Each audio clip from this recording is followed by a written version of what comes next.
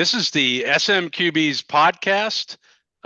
We can be heard on Spotify, Apple Pod, or wherever you get your pods, or seen on YouTube. So please listen, check us out, and give us a 5-star review. I am Rooster, filling in for our traditional host, Bison, and I'm joined by SMQB regulars Milk, Pope, and House. Fellas, What's up, Rooster? What's up, Rooster? What's Hey guys, up? Milk, good to see you, man. It's Been good a to really see busy sports week. We God, got there's a a lot to lot. cover, man. In Major League Baseball, the Phillies and the Yankees sit atop the National and American League. So two of us are Runaway happy. train. Yeah, Runaway baby. train. We had I've got a score to settle with New York still. we had the Premier League championship settled yesterday with Man City winning its 4th straight. you. We had the Congratulations. Italian Grand Prix on Sunday. We had 2 raucous Game 7s in the NBA playoffs. The NHL Stanley Cup playoffs are finally winding down. We may even have we will have a Canadian Game team in the 7. Stanley Cup, Yeah. right? And a Tonight. Game 7. Against the Stars. So congratulations, Pope. The WNBA is off to a bit of an inauspicious start. Caitlin Clark is finding out that she's not in Iowa anymore. And we had a barn burner at Valhalla yesterday for the PGA Championship. So let's get started. Pope, who do you want to bring to the bar and chat up about the world of sports? I would be interested in sitting down with one Stephen A. Smith because he was to talk about the Cowboys. so well. We can do that some other time, but he was so all in on the Knicks that it basically went over the edge of being Stephen A. over the edge. Come on, objective commentator, and I don't know if you guys saw the pregame, but they were showing the Brunson walk in and Hart walk in, and then there was Stephen A. in his suit, like he's gonna fucking suit up and play or something.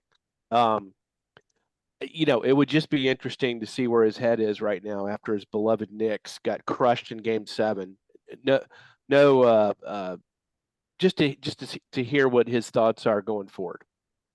I feel like there's some resentment there for Stephen A. Smith. Cowboy resentment. I'm gonna take this guy behind me, Bryson DeChambeau, only because look, he didn't win yesterday, but he played really damn well. And for 2, obviously we know he's part of the Live Tour, but I don't know if you guys noticed, but like he was a fan favorite yesterday. I mean, the roars, the crowd, everybody was rooting for him. It kind of showed me that these 2 groups can coexist, and they need to figure out how to do it quickly because there's a lot of talent. Bryson is one of the storylines I want to cover when we get to the PGA. I absolutely. I mean, sorry, Pope, but he played pretty well this weekend. How about you, House? Who are you bringing to the bar? I am going to bring Charles Leclerc to the bar, the Ferrari top driver, who is back home in Monte Carlo this week for the F1 Monte Carlo race. And I'm hoping that maybe if I go to the bar with Charles, maybe I could get maybe a front row seat. Little play to watch the race. God, this is my favorite one. This is a good one. This would be so much fun to attend. I am going to bring Scott Perry, the GM of the Knicks, and talk to him about re-signing Tibbs to a long-term contract. Despite the fact that Tibbs cannot seem to control Brunson when he gets out of control and decides he's going to play 1-on-3 and not pass the ball, he is a damn good coach, and we should re-sign him. The last thing we need is to start over again with a coach. Re-sign Tibbs and all 5 of his hairs. Wow, I can't wait to get to NBA talk more about that. Wow. All right, well, let's start out with you, Milk. PGA. What's some good storylines? Everybody knows the outcome. Talk about some really good storylines from that event. Well, I mean, shit. Where do we start? It was a hell of a weekend, starting off with Scheffler. I don't know if we want to talk about that now. Go for it. But Well, I mean, I what an incredible beginning to the PGA with Scheffler in jail. I'll get y'all's thoughts on it. But look, overall, I thought, and I'll let House get into Valhalla and how it failed everyone, but I thought it was really exciting. I mean, this thing went down to the wire. I thought I felt really, really good for Xander. I mean, talk about a guy who has been on the cusp. It kind of reminds me of, I'm not putting him at the same level of Phil, but it was kind of Phil pre-major. He's got that caveat, best guy to not win a major yet. And he had so much pressure on him and Someone could here have said it was totally. never going to happen. I think it might be you, Milk. I don't know if that was me. That was Pope. And it almost on 18, it almost fell away from him. He had an unbelievable shot on a really tough lie with his feet. The degree of difficulty on that shot, I mean, I could not believe that shot. Not one of us. We could take 100 shots between the four of us, and not one of us would pull that shot off. I didn't have him lined up for a birdie. I did not have him lined up for a birdie on after that lie. I don't know. Did you No. guys see the Golf Channel's Johnson Wagner? Have you seen what he's been doing? Yeah. No. Did you see him What is try that? to hit that shot? Yeah, he takes shots in different spots. Yeah. Yeah. Well, no, he tried to hit the shot Xander did, where he's dwarfed, where he's got his Yeah. feet in the sand, and he flared it out and put it in the hazard. Yeah, he choked down on a 4-iron and hit the thing 200 and something yards straight Yeah. down the middle of the fairway. And Right. you got to think he's sitting there going like, "Oh God, am I gonna like miss out again?" Yeah, This is like yeah. the British Open Uh, 2018 or whatever. And some of the shots out of the rough that those guys hit, I mean, just really, really incredible shot making. I understand that the course was easy for them, so easy that the next, lowest score was 265 points difference for the total net score of all golfers at Riviera. Minus 240. Look, House, there was Almighty. a ton of rain. There was a ton of rain that So? had to have helped tremendously. Mhm, mhm. I mean, are you done with Valhalla? That's what I But want to know. there was still some unbelievably excellent shot making by all these guys. It was some difficult shots out of the rough landing on the green. I was impressed. Like, do you guys like going to a baseball game and seeing a Lots 13, of home 12? runs. Yeah. Every 13, now and 12 then. Yeah, Yeah, every yeah. now and then. Yes, Sure. I do. I do. Yes. 100%. I do. I like to see Oh, a slug. come I on. don't want to see it every You- game, but every now and then I'd like to see a slugfest. You can This give is the me pro- -1, -2 Justin Rose 2013 at Marion every single You time. Well, want to that's go a to US you want to Open. go to Well, every baseball game you go to is a 1-0 pitcher's duel. Oh, I wouldn't Yeah. listen. Let's put it this way. For World Series games or majors, this is a major. This is supposed to, as I love Pope's expression, this is when the course is supposed to bring them to their knees. Like, okay, I get it. US Open is always the very, very toughest, and the Masters has a stretch of very tough holes. But come on, this was like a miniature golf course. You had multiple golfers have 4 rounds under 70 and still didn't even sniff victory. I think it should be more of a test than this was. Well, it tested guys like Morikawa's ability to sink putts. He couldn't do it. Putt. He couldn't Well- putt, but that wasn't because of like undulating greens or anything like that or tricked out greens. He just couldn't putt yesterday. No, I'm just saying when the scores are that high, you have to hit your putts. That's true. That's very true. I mean, we're going to go in whatever 5 weeks, 3 weeks to Pinehurst, and it's going to be a much, much different story with those crown greens. With those greens. Yeah. I mean, Even if I it just- rains, they still don't hold, and they're mounded. I saw the schedule. I didn't pay attention to all of them, but I know in 2 years there's a local course here, Aronimink, and 2 years after that it's Olympic in 28. Those are courses that are capable of holding opens, and if they have those course conditions to what they should be, you won't see scores like this. I just thought it was a little bit, yeah, it was fun. There is no question watching that back nine when everybody seemed to be in play, even at a time like Rose was making a charge, and Lowry was in play. With a couple putts more, Morikawa was in play, and of course you had Xander and Victor and DeChambeau, there for and a while. Thigala was there for a while. So that is fun. That I Yep. agree with is fun. But I just assumed to see that same fun around 3-4 under. Milk, Yeah. you started out this conversation talking about Bryson, and I have this question for you. I mean, he was not well liked by many golf fans for years. He was like a robot. People just didn't like him.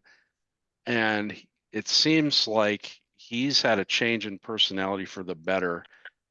And my question to you is this, it's twofold. Do you think going over to Live helped Bryson get in touch with just being a human being rather than a robot and being more of a fan favorite? And number two, did going to Live kill John Rahm's career because he's so damn sensitive? He can't stand the fact that people are angry with him, and now he sucks. What do you think? I think DeChambeau kind of, yeah, it's almost like he goes away to Live. He's sort of forgotten on the PGA Tour. I think these guys come back with a little chip on their shoulder. But he's kind of admitted to doing a little YouTube training so that he can relate to the fans a little bit in the media. He's definitely become a YouTube sensation, and I think a lot of people who are out at the course, they're insider type people. They're following him on that, and you also like the guy that likes to bomb the driver and swing really hard. I mean, that player's always been a fan favorite. And so you put those two together, and Bryson finally showed emotion and some humanization. I think that lent him to be a fan favorite. It'll be interesting to see how he's received in North Carolina at Pinehurst. I think it's a different crowd. So let's watch. What's going on with John Rahm? I didn't see an anti-Live situation yesterday. No, I didn't. I saw a guy who everybody was supporting. I mean, but Rahm still perceives there to be one, and it's messing with his head. Don't you think? I think the fans want to be treated to seeing all the best golfers in the same place. So Absolutely. I think the fans are thrilled that there, at least for this, there doesn't have to be division. I don't know, Pope. I'm curious why. What about North Carolina is different? Does U.S. Open? No, I think I think the U.S. Open crowd might be a little different than the PGA crowd. That's interesting. How so? In what way? I think it's the same. I think who's number 21 behind you? You're peppering both with questions here. No. I mean, my point is, I think at the PGA you probably had more locals there from the Kentucky area, and they clearly fell in love with Bryson. At the U.S. Open, it's not going to be the locals. It's going to be guys coming in from all over the country.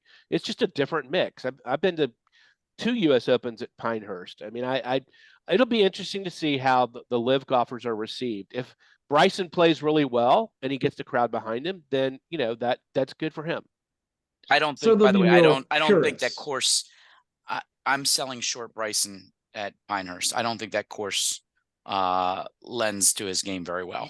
You can't just control the course by hitting big seeds. Exactly. It's a lot of finesse.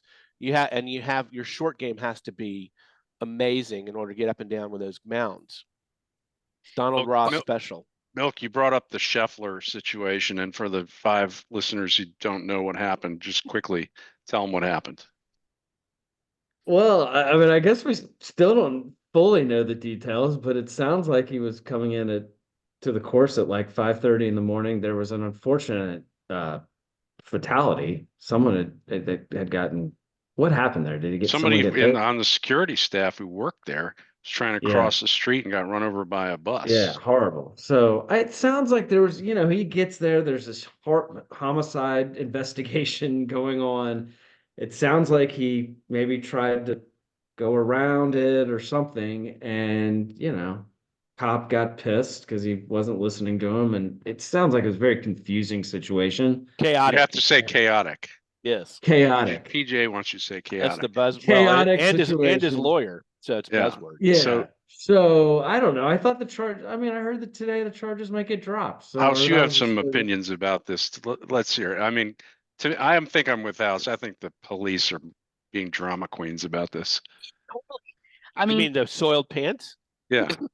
$80 for the pants. You know Somebody you're was in trouble with your story when you have to throw in there that your pants got Beyond damaged. repair.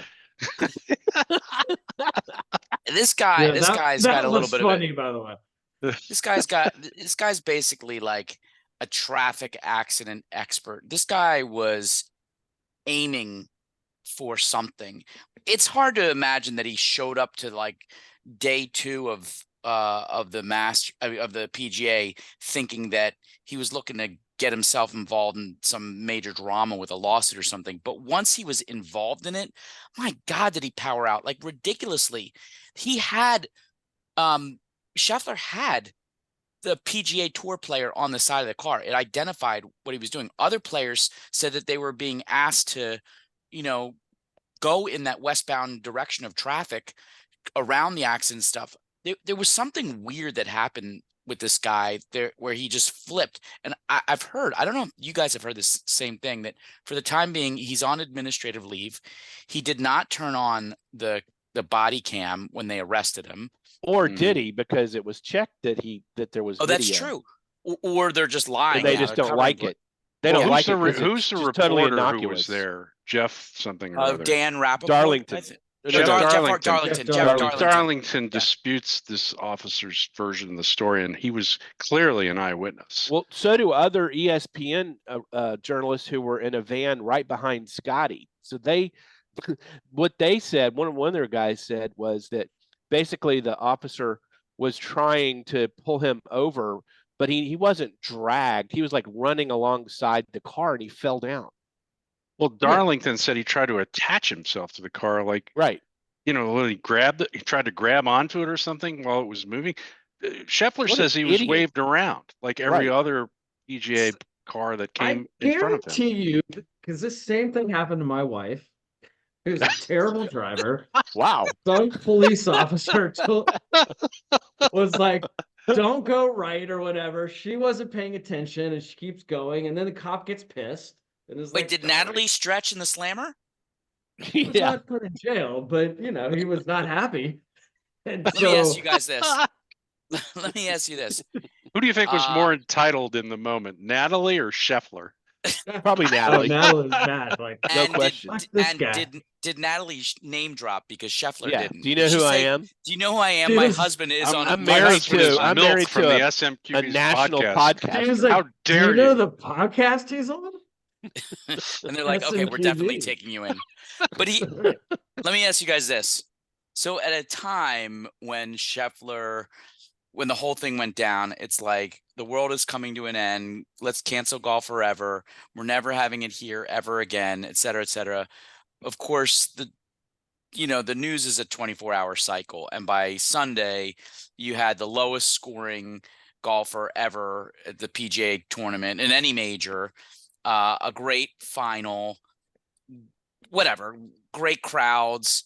Do you think that, notwithstanding the pedestrian death and the fog delays and the Scheffler, all that, do you think Valhalla survives all of that and gets another major?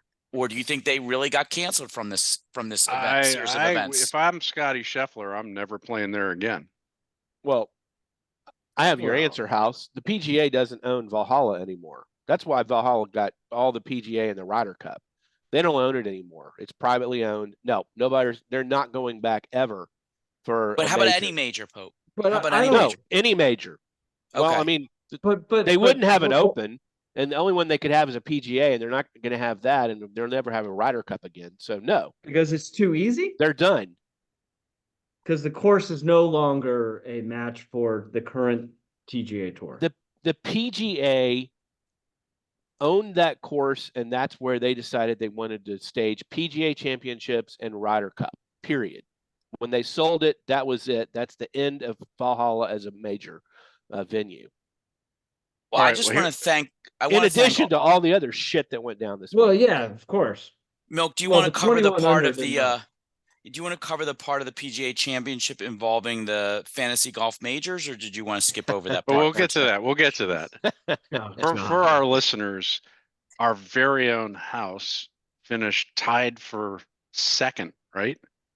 And score tied for second in the whole score fantasy tied golf for majors. second in the entire fantasy golf major pool. Well, For our and I think it's listeners, important How for our much listeners. did you win, House? Hang I on. won- It's important for our listeners to know that combined, House and I won $565. That's huge for the SMQBs. House won $550, so that means you won $15. Listen, let's just be Don't clear. let the facts get in the way of a good story. case- It's a great story. In case Cheryl is listening, he did not lose money gambling on fantasy golf majors. He made $5. Made $5. No, Yes. well, wait a minute. And- It was $20 in, and he made 15. Oh, that No, means I only you had made one lost- entry. I only had No, one he entry. only That's won $10. $5. Yeah, $5. Uh, I'm going to let it ride on the open. Speaking of which, I'm still owed another $50, but that's So for another before we day. get off this Scottie Scheffler story, he comes back from being arrested, gets out of the jail where he's stretching in his orange jumpsuit, Watching getting ready- himself on ESPN. getting ready for his round, shoots a 66 on Friday, a 73 on Saturday, and on Sunday a 65. Pope, what was the difference on Saturday? Well, there was a couple things. I think the number one thing was that his caddy, Ted Scott, was not there. His daughter was graduating high school. And, you know, Scottie's such a stand-up guy. Ted asked Scottie early on this year whether he could go see his daughter's graduation. He said, absolutely. So he had a different caddy. It's actually a guy who used to play on the tour some, but he's His the PGA buddy. chaplain.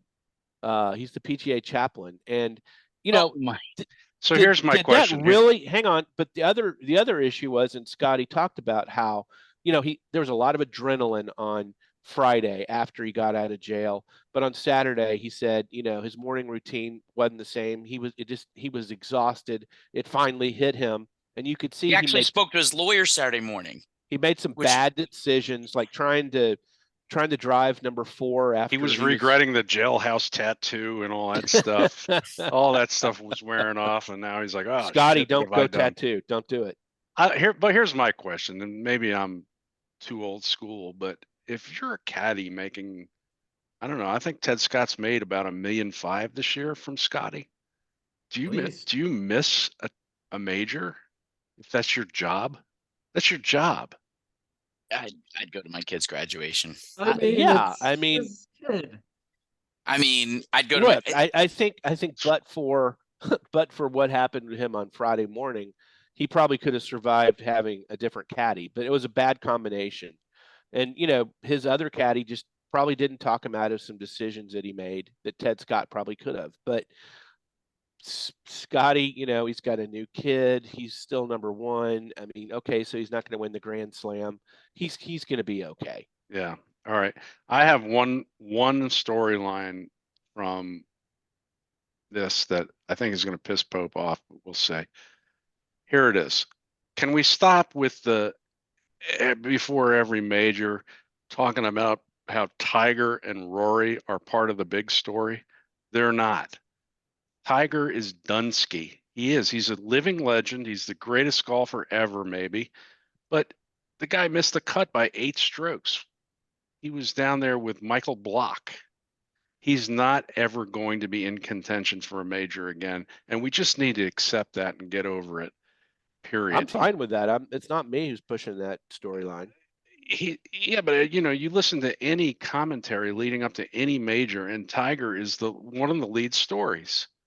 It shouldn't be. And Rory hasn't won in what, 20 years a major? How long has it been? 10 years. Valhalla 2014. He's not winning anytime soon. Let's just get over that. And he's not the Well, story either. I'm not sure about Rory. I don't think you can say Rory's not a story. Look, he motorboated. I'm not saying he's not a story, but he's not the story. He's not the lead story. It's disrespectful to guys like Scottie Scheffler for Rory to constantly be getting all this play. But Rory won his last 2 tournaments going into the PGA, including the Quail Hollow, where he boat raced Xander on the last day. So he's always going to be a story until he wins his next major. I said, he should be a story, but not the story. Well, of course, until he does it. He's until he wins something. Rory will be a factor at Royal Troon, I think. Rory should retire. He's playing too well. I think we all do. Well, hey, He but takes too much of the storylines. I agree, Rooster. If we're going into Rory, then we start talking about what's going on with his off the course life too, right? He might go on a tear now. So let's see. maybe that'll help him. Yeah. All Or right. is he dating Amanda Bayless, huh? Does anybody have any? Amanda Bayless. By the way, I wasn't going to get into this, but Amanda Bayless's interview of Xander was embarrassing.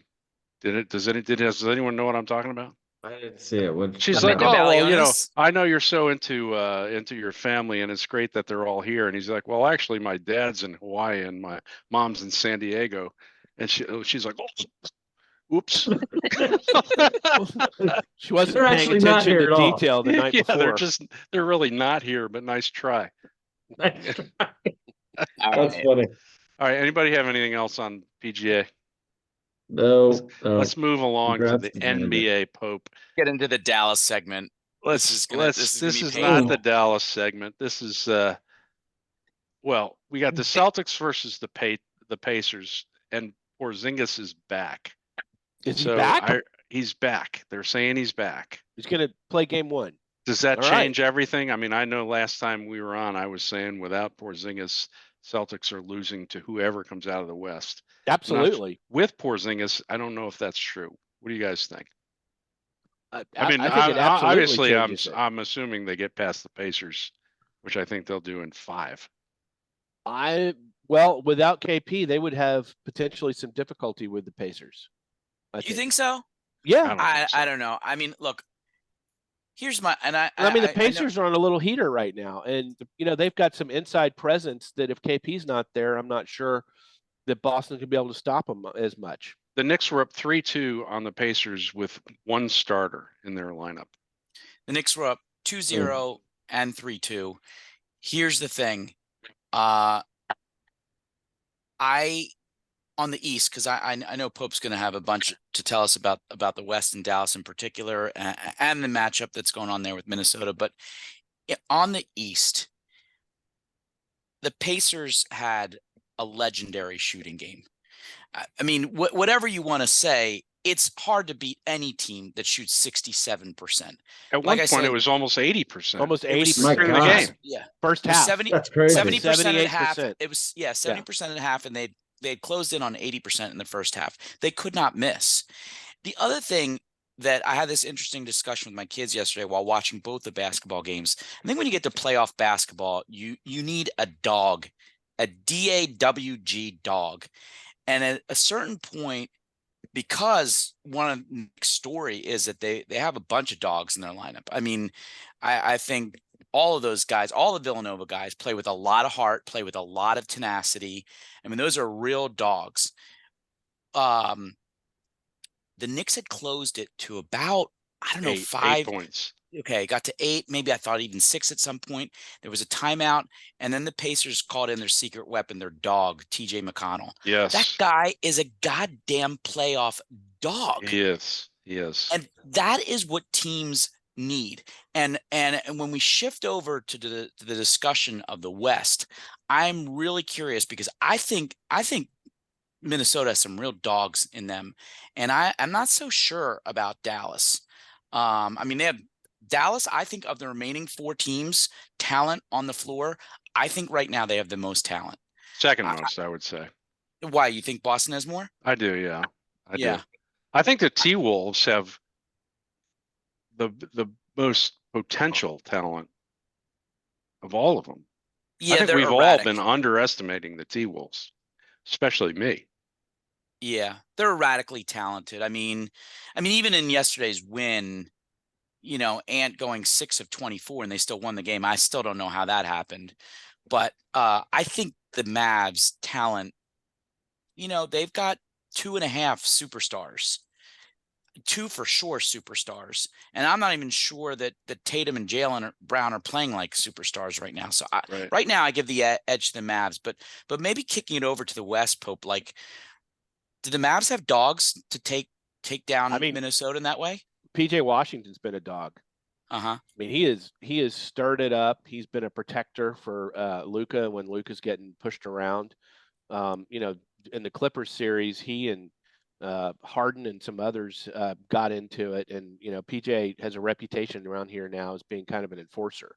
I think Daniel Jones Jr. Is a dog too. He's kind of come out of nowhere. And look, Daniel. Yeah, I mean, I think that you're right. I think the T-Wolves clearly they play with a lot of energy.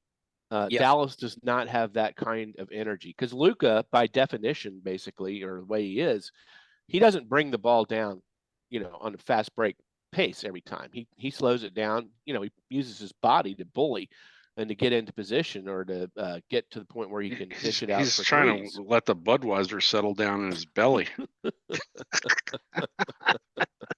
He needs more Bud Light.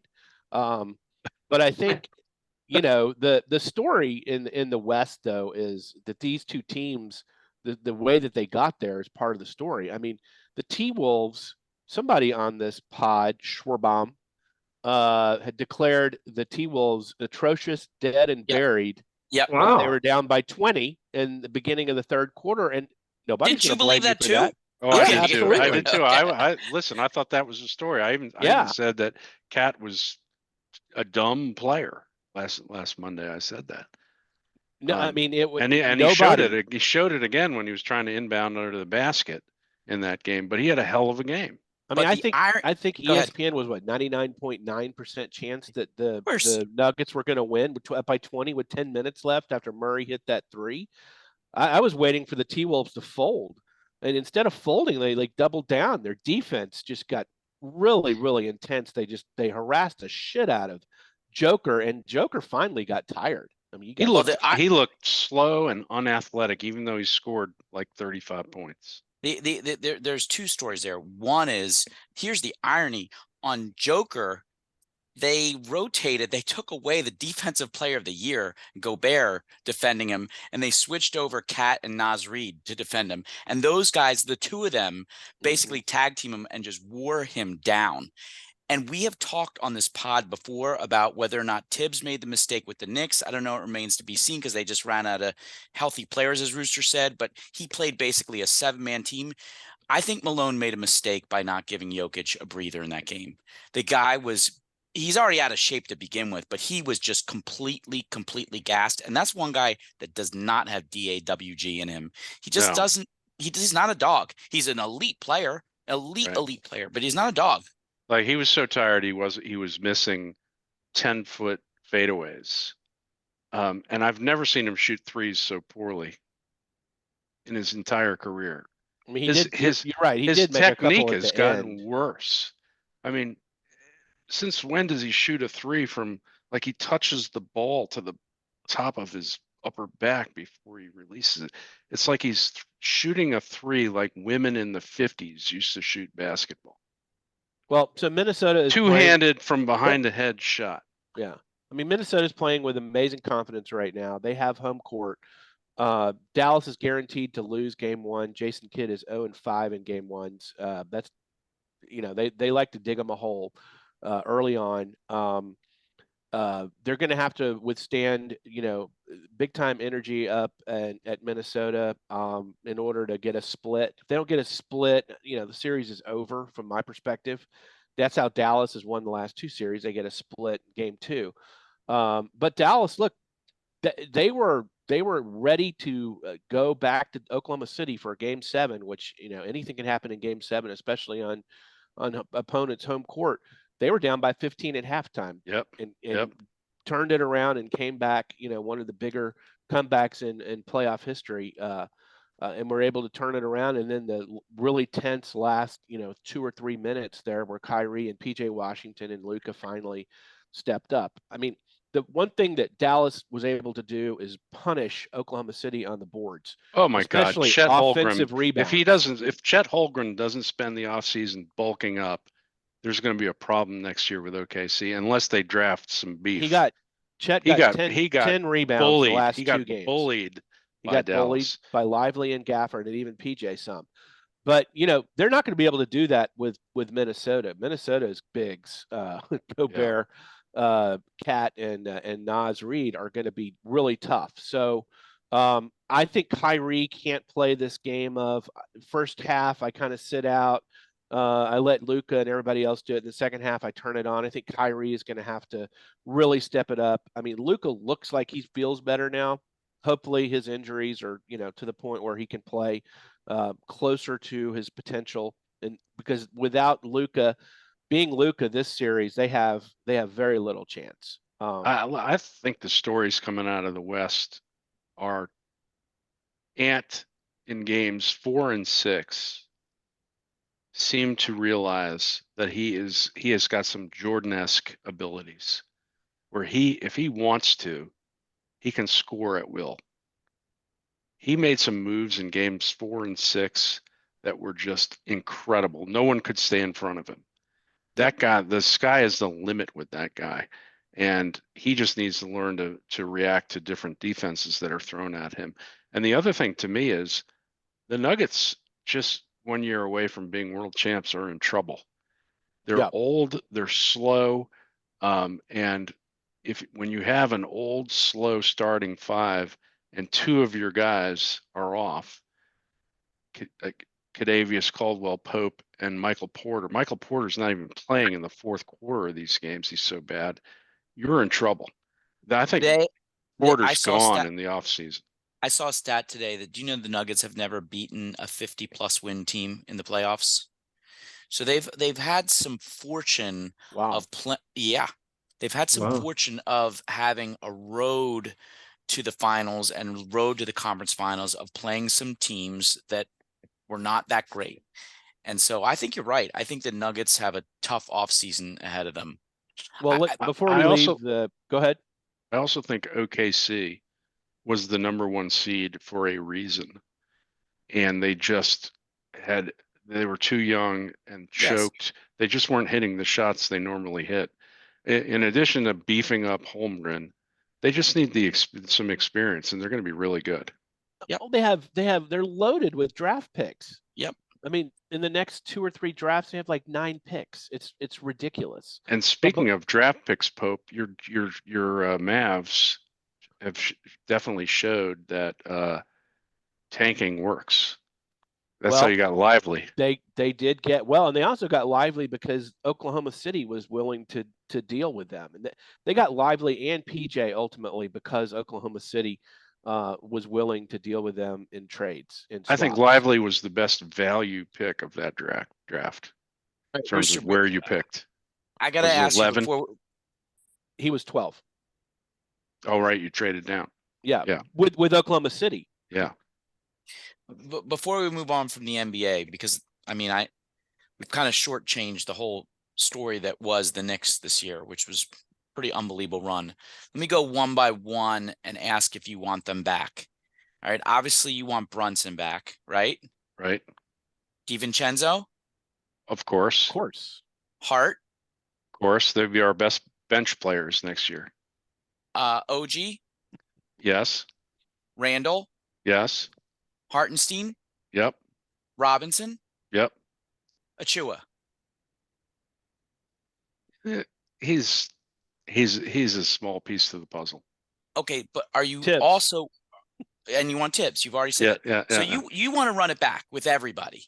But listen, this team is built on character. So even if there was a superstar available, that person would have to fit into the mindset of these Nova guys. And I'm not sure who would. I mean, I'm intrigued by the thought of somebody with KD's abilities in the front court. But I still wouldn't give up on Randall, and I definitely don't want to split up the Nova trifecta. So you don't think this was lightning in a bottle? You think this? I think we could lose Hartenstein and and if Robinson's healthy and we get another backup center, we'd be okay. I don't want to. I think, like I said earlier, none of these guys were starters except for Brunson. Right. Hartenstein wasn't a starter. DiVincenzo was coming in late in games, and Hart was maybe first or second off the bench. But in the Pacers series, OG, Mitchell Robinson, and Brunson got hurt, and they were 1 win away from going to the finals. I don't know why you want to break that team up. It's a big question to me whether, particularly in this playoff run where they were shooting lights out, whether this team is built to last or whether it was lightning in a bottle. I'm not sure. Well, Really am not. injuries are definitely something you should consider, and OG has an injury history. Randall was a healthy guy. And Randall's only injuries that I know of were a broken leg and a dislocated shoulder. Those are not like nagging kind of things. Right. And with Randall, they lost 25 points a game. Imagine if they had that kind of scoring in the front court in the Pacers series. I don't know. I like Randall. If they could get KD for Randall, of course they'd take it. But if you're the Suns, are you going to take Randall for KD? I wouldn't. Would you be willing to take one of those pieces that you want to keep for LeBron? No, not on that team. I think LeBron would ruin that team. Interesting. I like LeBron, but not on that team. Good luck, Pope. All right. Last man standing. Should be. Are you guys? Are you predicting? I got the Mavs in 6. You got the Mavs in 6 over the T-Wolves. Okay. Yep. And I got Boston 4-1. 4-1. Okay. I like so you said that, Rooster. I said T-Wolves are home, right? Yeah. I did say that. I did say in 5. I like the Celtics in 5 and the Mavs in 6. I like the Celtics in 5 and the T-Wolves in 7.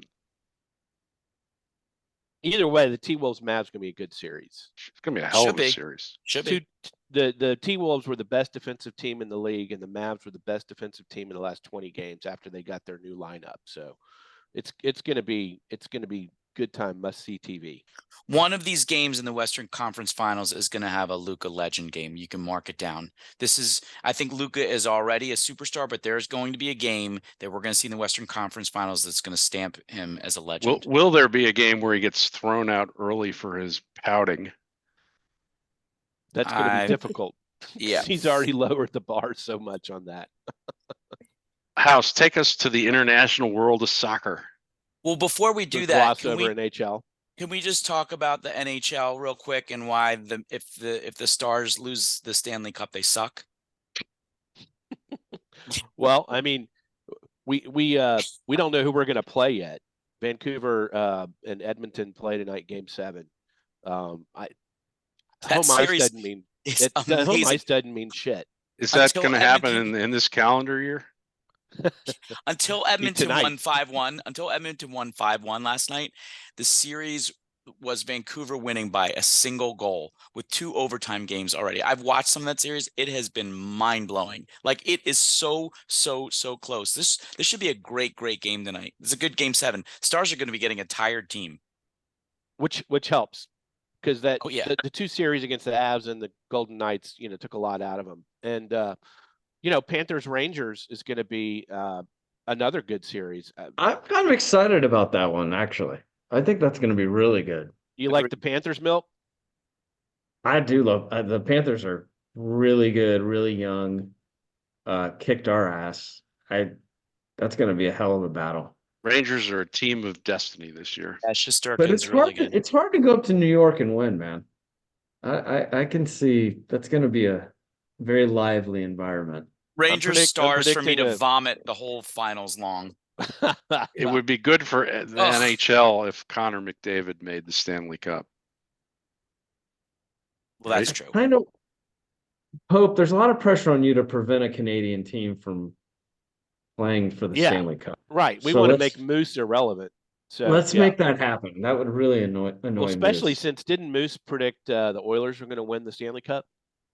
Yeah, I think he did. Yeah. I feel like he had 5 predictions. Yeah, but he said the Stars out in the round 1 too. So fuck you, Moose. All right, House, you're up. So, real quick, this was I know we have some soccer fans among us. This was a really fun end of the season. And if it weren't for some really unique storylines, we might pass over this really quick. But there are some storylines worth recapping really fast. what Man City has accomplished, there's all these tweets about what would be the equivalent. It's funny because Pep Guardiola basically said, he said, hey, look, I mean, the Bulls did 6. Why aren't we in the same conversation for what the Bulls did? Or you could compare it to the Patriots or whatever other dynasty. But they've won 4 straight and 6 out of the last 7. The EPL Player of the Year, Phil Foden, is super, super young. They have Erling Haaland, who was last year's dominant player. They are loaded. Haaland won the Golden Boot for the 2nd straight year. Yeah, I mean, and yet didn't have a goal or an assist in the game Sunday. They are so loaded, and if you want to get in to the EPL, if you want to get into any of these international leagues, the EPL is really in a pretty golden age right now. Yes, there are people who claim that there were some games that Man City played with the whole financial permissions for what they could use their money with to get to where they were. Blah blah blah. Yes, those are mostly the moaners, but that story is a great story. The other incredible story is I don't remember across sports seeing this alliance between fans and coach. I can't even remember one like what Liverpool and Jurgen Klopp just had. And if you just want to just pull up a few YouTubes, either the before game or after the game, the before game when Anfield was singing, a cappella in unison, the entire stadium full-throated "You'll Never Walk Alone" to Klopp. That's a pretty emotional moment. That was just their serenade to their coach, who got them 8 trophies, including a Premier League title and a Champions League title. That was a great end of season story.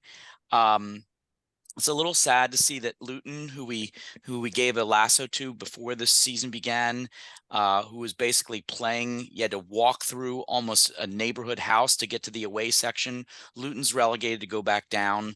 But the other huge story in world soccer is, I don't know if you guys know this, but in this century, there have only been 3 teams that for an entire season in any European league, there's only been 3 teams that have gone completely undefeated. And this year, Bayer Leverkusen, we always hear about Bayern Munich, but Bayern Leverkusen went undefeated, 28 wins, only 6 draws, and no losses. And what's even crazier is, besides winning the Bundesliga, they still have 2 games left to go for their version of the treble. They can win their version of their League Cup, and they're only playing a 2nd division team from Germany, Kaiserslautern, on the 25th, and the European League, because they didn't qualify for champions last year. The European League final is on Wednesday between Leverkusen and Atalanta. So if Leverkusen wins these 2, not only have they gone undefeated, but they've gone undefeated for a treble victory, which would cement them as actually one of the greatest football teams of all time. The last really interesting part about soccer is that thanks to Messi wasn't the first one, because of course there was Beckham and there was Rooney, but particularly with what Messi did, opening up the doors to players coming over from European leagues into Miami. You now have the following. Olivier Giroud is now on LAFC in the MLS. Marcus Reus, the star of Dortmund, is rumored to be coming to Charlotte next year. Antoine Griezmann is rumored to be going to one of the 2 LA teams. Sergio Ramos is rumored to be going to San Diego. And even Kevin De Bruyne is rumored that, yes, What? Apparently San Diego is making a huge charge for De Bruyne. Like you can't miss out on this kind of money. That would be definitely a game changer. He suffered a lot of injuries the last couple of years. Maybe that explains his new Mary Lou Retton hairdo. Whatever the case, I'll take it that if all the MLS can do is get the twilight of these superstars' career, I will take it. It makes it a relevant league. It makes players that are homegrown want to stay here to play with those kind of players. And I think that's a big part of this year's soccer story is that when players are kind of getting towards the very end, their final stop now may be the U.S. Great news for U.S. soccer. Well, let me just say this too, like for older fans who haven't watched in a while and think, oh, it hasn't been really exciting since the days of Pele. Go back and watch the Man City West Ham game from Sunday, where Man City won 3-1, and watch West Ham's goal by Mohamed Kudus. The bicycle kick that he put in was incredible. Just really entertaining stuff. Yeah, it's Chelsea's half field. Yep. From Caicedo. It's going to be a really fun year because, next year, because Man City remains the dominant force. Liverpool's not going away. Chelsea is now really strong. Aston Villa has now moved up into the top 4 and is playing champions next year. And Man U will rebuild. Tottenham's not going away. Even Arsenal had an unbelievable year, just miss. So, it's no longer just a big 4. You're going to have a big 6 or big 7 next year. Prem is going to be must watch next year. Who is kicked out and who's coming up? That's my favorite part of this. Relegation time. Yeah, so let me tell you that. Where's Wrexham? There's actually still one playoff game still to be played for one more team coming in, but going down is Luton Town, Burnley, and Sheffield United, and going up is Leicester City, Ipswich Town, which is Ed Sheeran's team. If you've been watching that, Ed Sheeran's been having a lot of fun with that. And there is still a remaining playoff game is between Southampton and Leeds for a remaining spot as to who's going to come up. So it's going to be these are teams that have traditionally been up. Yeah, Leicester City. Yeah. They've won it. They have won it in that magical year. But it's a bummer to see Luton go down. I agree with you, Milk. I hope that especially in the MLS, I think there's going to be such a demand for MLS teams over time. We're already seeing like MLS junior teams. I think eventually the relegation game is coming to US soccer. And I love it. I wish they did it for baseball. I wish they did it for basketball. I think relegation promotion is an awesome part of sports. Yeah. You can have minor league teams come to yes. the majors. I'd love for the Yankees that are to be part of their own franchises. I mean, there are AAA teams that are better than the Chicago White Sox. I agree with that. Oh, by the Bison is a big fan of Sheffield United, so I know he's not here, but I just wanted him to say how sorry Bison. I was. Yeah, sorry, Bison. I know you know this. Who was the last EPL player to win the Golden Boot back to back? Probably Harry Kane. Yeah, it's got to be Kane. Yeah, Harry Kane. All right. Anybody have a punchable face? We've done a lot of punching already, it feels like. Let's keep it up. Listen, I don't know that we really want to go deep into this because it's a lightning rod issue right now. Oh, we do. I just say this. Our listeners expect us to. I think it's weird that a college asks a kicker to be their commencement speaker. I know the Harrison Butker thing is really dividing people and it's getting a little crazy political about it. I think it was just weird. I think it was weird that that's who delivers the commencement address. I don't care that it's some like super Catholic school and he's a, religious guy. I just think it's weird. I think that there's a sizable part of our listening audience that wants to punch him in the face and snip off his balls. If you didn't hear it yet, Butker's comments were that there's probably a lot of you in the audience that will be just as happy as being married and being a homemaker and having that as your job as going out and being a professional. That's putting it mildly. He said that being a homemaker is a woman's highest calling. Yeah. And that's what you should all aspire to. So I mean.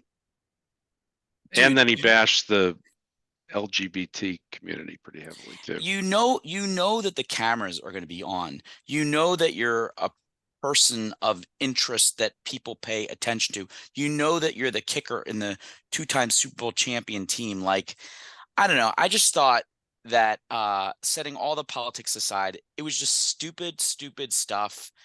Stupid for them to have him, stupid for him to make those remarks in that setting. You could have conveyed the similar message, conservative messages in other ways. And I'm with all the people in our audience that want to knee him in the balls. I'm totally with you. My point is this: setting aside religion, and I grew up Catholic, and I understand Catholicism. Setting aside the fact that he seems to have cut the passages from Jesus out of his Bible. He's a kicker, for crying out loud. If it weren't for the NFL, no one would give a damn what this guy had to say. That's right. And he knows going in that the NFL and his team, his employer, are going to have to deal with the ramifications of that kind of a speech that he gave, which was highly political and offensive to a large portion of the population. What the hell is he thinking? But for the NFL, that guy's a nobody. And he goes in and thumbs his nose at the NFL, which is making a serious push to just stay out of that lane. You're a fucking kicker. Just kick and shut the hell up. Nobody's interested in what you have to say. Is that like shut up and dribble? Just shut up and kick? Yeah, but that's my point. You're not Tom Brady. You're not LeBron James. Nobody cares what you have to say. You're a kicker. I could just see that SpongeBob meme. No one cares, and you just disappear. Nobody cares. Anybody else have a punch? Do you think our nemesis, the Sunday Morning Quarterback podcast with the three pastors, would agree with you, Rooster? Well, I'm going to skip to my lasso in answering your question. Okay. Wow. Like I say, I grew up in a very Catholic environment. I have one nun in the family with whom I'm very close.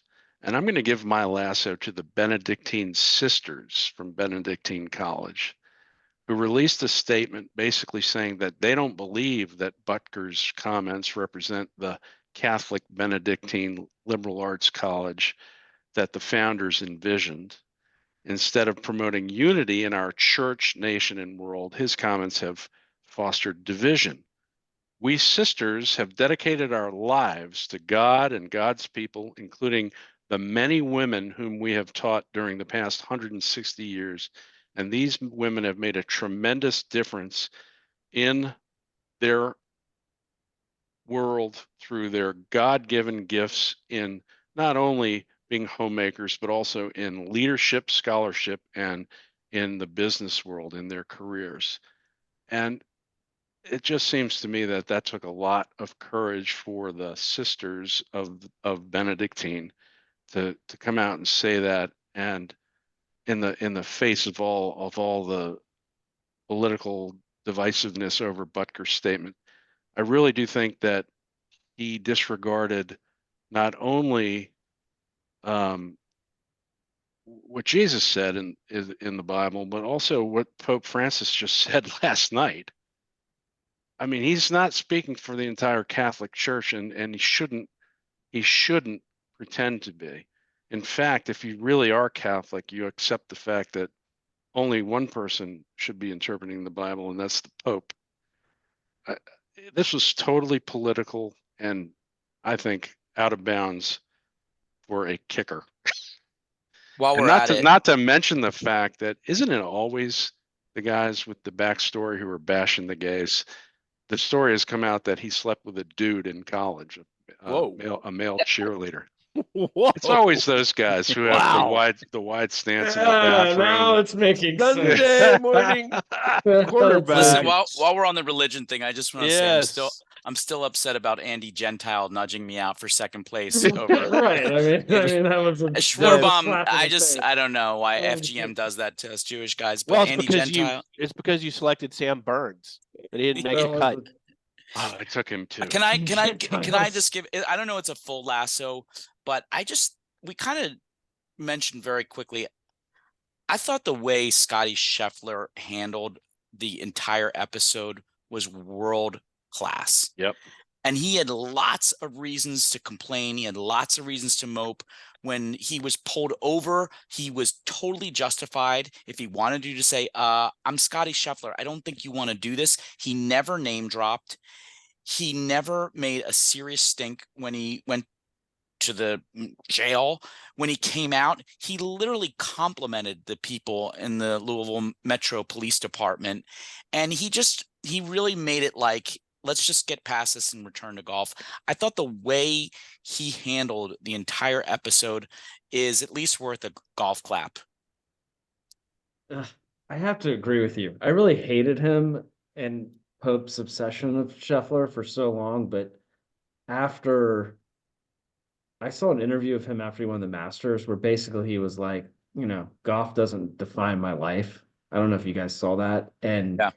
basically he's like, all these parents that, I have kids that play a lot of sports and you see this a lot. He wasn't pressured. It's just like, he was just like, yeah, I play golf. That's kind of like my job, but doesn't define who I am. He's a good dude. And it showed this weekend too. So I have a lot of respect for him. I'm going to jump back now and do one more punch, and I'm going to punch whoever the hell in the Giants organization is who came up with this throwback uniform. Oh my God. Oh, mean, you would think they would learn the lesson from the Steelers Bumblebee outfit. It's the worst uniform where people I've are like, ever seen. never again. I'm never playing in this again. It's like it's a cross between Granimals and the Canadians jersey. It's disgraceful. It's going to demoralize the team in the games. They have to wear that nonsense. It's my new screensaver for you when you call me now on my phone. God. Oh, it's embarrassing. It's embarrassing. Awesome. All right, let's move on to buzzer beaters. Rooster, you have one. You have one. I have one. I'm really impressed by some of the young arms in Major League Baseball so far this year. There are two on the Tigers. The Tigers are winning games at a clip that none of us would have predicted, and it's because their 1-2 pitchers are Tariq Skubal and Reese Olson, who's a rookie. Skubal is 6'3", 240, and is now 6-0 with a 1.8 ERA. He's got the American League best WHIP of 0.78. And leads the league in strikeouts with 66. He throws an average 97 mile an hour fastball, followed up with an 86 mile an hour changeup. And according to Aaron Judge, he is one of the best pitchers in the entire league. And of course, most people have never heard of him because he plays for the Tigers. He's got incredible velocity. He's got incredible, array of pitches and feel for his pitches. And according to Aaron Judge, the guy can throw any one of those killer pitches at any time. That's number one. Number two is, how about Paul Skeens coming out of LSU just right off of the championship last year? We have been talking about how hard it is for college baseball players to crack into the major leagues early. And we were talking about the Vanderbilt duo of Leiter and what's his name? Leiter is he has spit the bit. I mean, yeah. Well, his teammate got to go back to AAA, and his teammate hasn't made it either. Paul Skeens shows up in his first. He's 6'6", 235. In his first outing, he against the Cubs strikes out 11 batters over 6 no-hit innings. He had 7 straight strikeouts in the first 9 batters. So he struck out 7 of 9 batters in the first 9. He had 12 instances of reaching 100 or more miles an hour in that game. And there was only 1 hard hit ball in the whole game. In the next game, he pitched well. He's now 1-0 with a 2.7 ERA in 2 games. He's clearly going to be a story all year long. There are others. There's, like I said, Reese Olson on the Tigers, Jose Soriano on the Angels, Hunter Brown on the Astros, Bryce Miller on the Mariners, but I want to talk about just one that came up by just happenstance, just luck.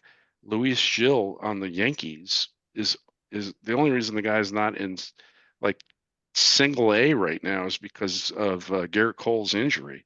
They brought him up on a whim, and the guy this past week had a rookie record 14 strikeouts against the Wow. minor league White Sox. His ERA is 2.39. His WAR is 1.5, which is number one rookie pitcher in the league.